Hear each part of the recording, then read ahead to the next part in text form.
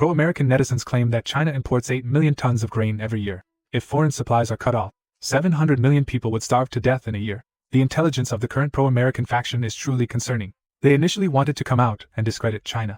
They claim that China imports as much as 800 trillion tons of grain each year. The notion of a major agricultural power simply does not exist. Once foreign countries stop exporting these grains to China, China's population would be halved immediately. Do they have no concept of this number at all? If it is said that China every year really needs to import so much grain, then the grain consumption per person in China per day would reach over 1,000 tons. Even a big eater would be helpless in this situation. So why do these pro-American netizens say such things? Is there really a food crisis in China right now? This was said by a netizen named Old Adam. He stated that China's current development is not as rapid as what is claimed online. If it really were that quick, it would be impossible in terms of food to be choked by other countries, indicating that China's annual grain imports have already reached 800 trillion tons. When hearing this statement, countless people burst out laughing. He seems to have no concept of numbers. This is a complete trampling of mathematics. Even math teachers would exclaim, they've never taught such a student. From this, we can also know, these pro-American factions really have no understanding of basic common sense. You should know that in 2023, the global grain production had not yet reached 2.9 billion tons. If we really go by what this netizen said, then China's annual grain imports would be dozens of times the total world grain supply. Where does China have the capability to purchase so much grain? Is it imported from outer space?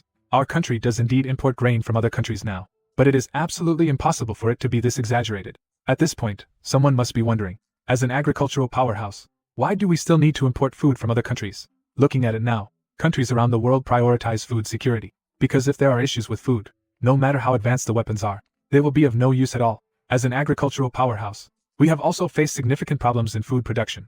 For example, in 2003, our country encountered a soybean crisis. This also showed us the passivity of food imports. If we keep importing food from other countries, one day, if that country stops exporting food to us, then prices in our country will skyrocket. Given this, why do we have to import from other countries? Is it that our food self-sufficiency is completely insufficient? After 1978, the growth rate of our food production has indeed been relatively slow compared to before. The growth rate has been quite slow. Before this, our country's grain self-sufficiency rate reached 93, but with the passage of time, our country's current grain production has now dropped to 85. A lot of grain must be imported from other countries. This includes crops like wheat and corn. The most serious issue is soybeans, because our country's soybeans can now only meet 15% of the demand.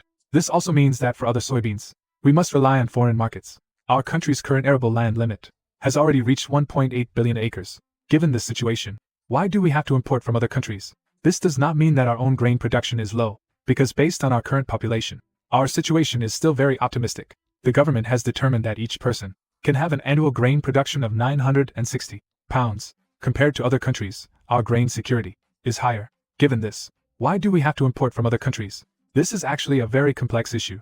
This has to start from 1978, during the period of reform and opening up. At that time, our country aimed to promote economic growth in rural areas. In this process, our country developed many advanced machines. After entering the new century, the development of agriculture in our country became even faster. However, while agricultural development became faster, the grain imported from other countries also increased significantly. Clearly, the agricultural grain production in our country has not decreased. So why do we still need to continuously import from other countries? This is also because, every year, the grain we produce ourselves, actually, is mostly not sold in the market. We just stockpiled it. We want to ensure national food security in this way, because we are very clear that if one day in the future, there is great turmoil in the international community, and food prices soar, we can take out this food to save lives.